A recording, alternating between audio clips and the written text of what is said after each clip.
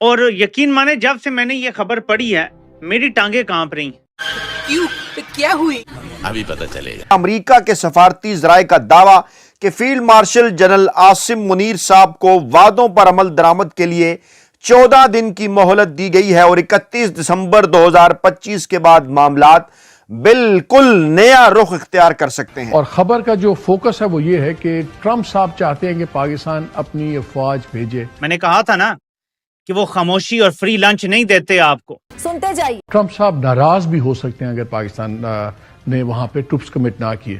اگر عاصم منیر نے جو وعدے کیے ہوئے ہیں اگر اب فوج بھیجنے سے انکار کیا تو ٹرمپ کی ناراضگی مول لینا پڑے گی۔ ایک دن ٹرمپ ناراض ہو گیا تو اگلے دن ان کی حکومت نہیں چلے گی، سمجھ رہے ہیں؟ ملٹری چیف کا امتحان شروع ہو گیا ہے، یہ کہہ رہا ہے رائٹرز، کیونکہ واشنگٹن یعنی امریکہ پش کر رہا ہے، زور دے رہا ہے اسلام آباد پر، پاکستان پر، کہ وہ غزہ میں اپنی فوج بھجوائیں۔ اس میں فوجیں بھیجو جو تم نے وعدہ کیا تھا۔ بڑی خبر تو یہ سامنے آ رہی ہے کہ پاکستان کے فیلڈ مارشل عاصم منیر کو امریکہ نے بلا لیا ہے۔ رائٹر جیسا سنجیدہ عالمی ادارہ اس وقت یہ بات کر رہا ہے کہ امریکی صدر ڈونلڈ ٹرمپ کے غزہ منصوبے کی وجہ سے پاکستان کے فوجی سربراہ عاصم منیر صاحب ان کے اوپر عالمی دباؤ ہے۔ تو اب یہ جو کہانی بازی ہے یہ گلے پڑنے والی ہے۔ ڈونلڈ ٹرمپ کو خوش کرنے کے چکر میں شہباز شریف نے اور عاصم منیر نے، ان دونوں نے ڈونلڈ ٹرمپ کی تعریفوں میں زمین آسمان کے کلابے ملا دیے۔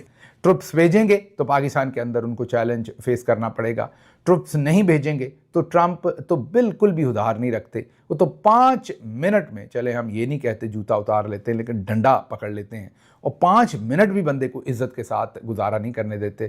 تو فیلڈ مارشل صاحب کی تو وہ دھجیاں اڑا کے رکھ دیں گے۔ لیکن پاکستان یہ کوئی پہلی بار نہیں کر رہا، اس سے پہلے بھی پاکستان امریکہ کے ہاتھوں کئی بار جو ہے کہہ لیجیے اپنا سودا کرتا چلا آیا ہے، کئی بار امریکہ کے ہاتھوں جو ہے اپنے آپ کو بیچتا چلا آیا ہے۔ میں یہاں پر کہوں جو اصولی بات ہے، وہ اصولی بات یہ ہے کہ بھارت کے اوپر آپ کو جتنا مرضی اختلاف ہوگا لیکن بھارت کو اس بات کے اوپر ضرور اپریشیٹ کیجئے کہ اس نے ایک طاقتور ملک کی دباؤ کے باوجود بھی اس نے اپنے وہی فیصلہ کیا جو اس کی عوام کے لیے بہتر۔ کہ افغانستان میں جو 20 سال جنگ چلتی رہی اور پاکستان اس کا حصہ بنا رہا، یہ اور بات ہے کہ اب ہم کہتے ہیں کہ جی ہم تو خود وکٹم ہیں اور ہمارے یہاں تو اپنے یہاں ٹیررزم ہو رہی ہے۔ آگے وہ اس پہ تجزیہ دیتے ہیں کہ a move analysts say could spark domestic backlash۔ Azerbaijan نے باقاعدہ امریکہ کو اطلاع دے دی ہے کہ وہ اپنی افواج غزہ نہیں بھیجے گا، اس نے اس سے انکار کر دیا ہے۔ Not contributing troops would anger US president۔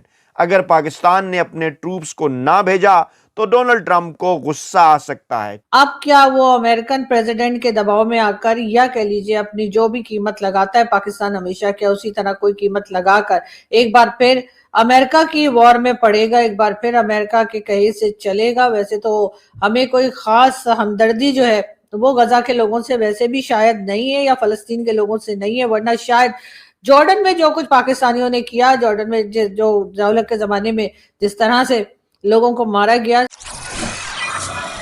Hello friend, J Hind, Hindustan special news میں آپ کا سواگت ہے۔ دوستوں، جیسا کہ آپ نے کلپ میں دیکھا، ڈونلڈ ٹرمپ پاکستان پر غزہ میں سینا بھیجنے کا دباؤ ڈال رہا ہے۔ ایکسپرٹ کا کہنا ہے کہ ملا منیر اس سمے کافی پریشان اور دوہری مشکل میں ہے کیونکہ غزہ میں پاکستانی سینکوں کو بھیجنے کا پاکستان میں وروध ہو سکتا ہے، وہیں امریکہ کی بات نہ ماننے پر ٹرمپ ناراض ہو سکتا ہے۔ ڈونلڈ ٹرمپ کے 20 پوائنٹ والے غزہ پلان میں مسلم بہت سنکھیک دیشوں کی سیناؤں سے اسرائیلی سیناؤں کے ہٹنے کے بعد یدھ سے تباہ فلسطینی علاقے میں پنرنرمان اور آرتھک سدھار کے لیے ٹرانزیشن پیریڈ کی دیکھ ریکھ کرنے کو کہا گیا ہے۔ اسرائیلی سیناؤں اور حماس کے بیچ 2 سال سے زیادہ چلے یدھ سے غزہ پوری طرح سے تباہ ہو گیا ہے، لیکن کئی دیش غزہ میں اسلامی گروپ حماس کو غیر سینک بنانے کے مشن سے ساودھان ہیں کیونکہ اس سے وہ سنگھرش میں پھنس سکتے ہیں اور ان کی فلسطین سمرتھک اور اسرائیل ورودھی آبادی غصہ ہو سکتی ہے۔ اب پاکستانی میڈیا چرچا کر رہی ہے کہ پاکستان تو برا پھنس گیا ہے ٹرمپ کے جال میں۔ تو چلیے آگے اسی ٹاپک پر ویڈیو دیکھتے ہیں۔ اگر چینل پر نئے ہیں تو پلیز چینل کو سبسکرائب کر لیں اور ویڈیو کو لائک کر کے کمنٹ میں اپنی رائے ضرور لکھیں۔ امریکہ کے سفارتی ذرائع کا دعویٰ کہ field marshal general Asim Munir صاحب کو وعدوں پر عمل درآمد کے لیے 14 دن کی مہلت دی گئی ہے اور 31 دسمبر 2025 کے بعد معاملات بالکل نیا رخ اختیار کر سکتے ہیں۔ رائٹرز کی خبر کے مطابق پاکستان کے army chief general Asim Munir پر اس وقت امریکی دباؤ ہے، ان کے اوپر عالمی دباؤ ہے، اور سوال اس وقت یہ اٹھ رہا ہے کہ آخر کار ڈونلڈ ٹرمپ کو پاکستان سے کیا لینا ہے۔ ذرا یہی رکیے گا۔ Not contributing troops would anger US president۔ اگر پاکستان نے اپنے ٹروپس کو نہ بھیجا تو ڈونلڈ ٹرمپ کو غصہ آ سکتا ہے. Troop deployment risks public unrest in Pakistan. جبکہ دوسری طرف اگر امریکہ کی بات مان لی گئی تو پاکستان میں انریسٹ میں اضافہ ہو جائے گا. Pakistan riding wave of renewed closeness with Washington. اہم معاملہ. اب دوسرے نقطے کو سمجھیے کہ بیسیکلی ٹرمپ صاحب کا پلان کیا ہے. سادہ زبان میں آپ کو سمجھاتا ہوں.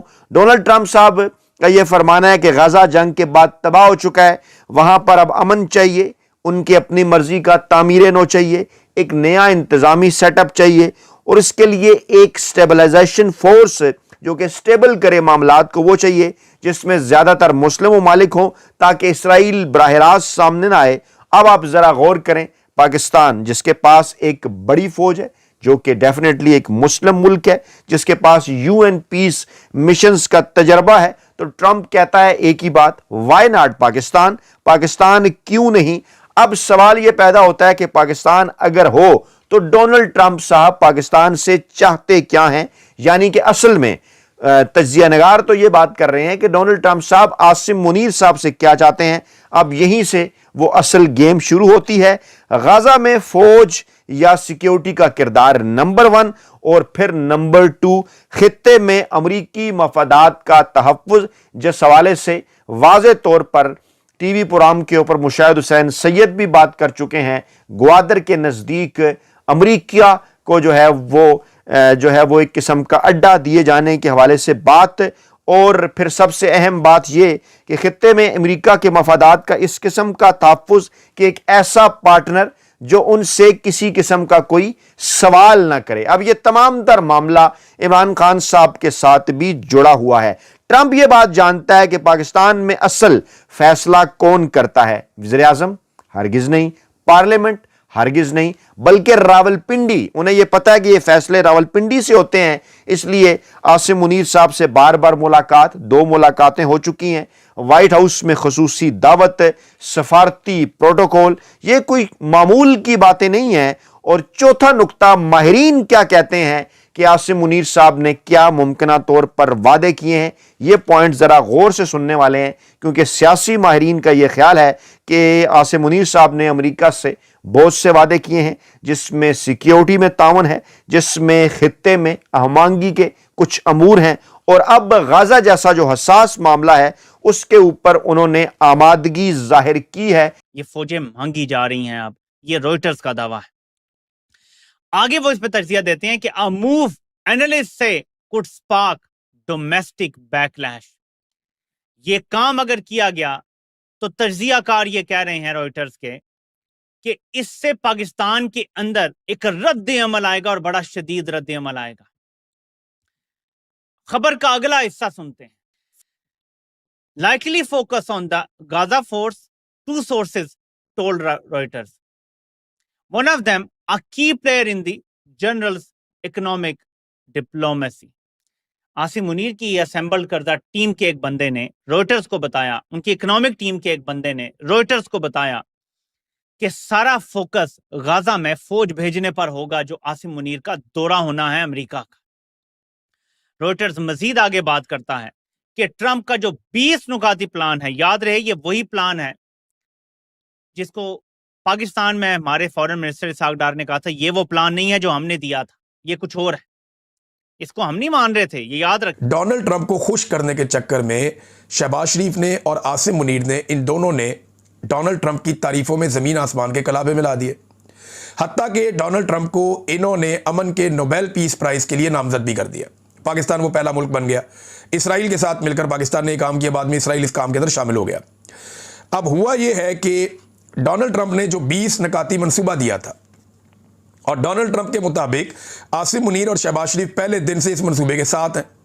حالانکہ پاکستان میں آ کر کہتے ہیں ہم اس کے ساتھ نہیں ہیں, جا کر کہتے ہیں ڈونلڈ ٹرمپ کو کہ ہم اس منصوبے کے ساتھ ہیں.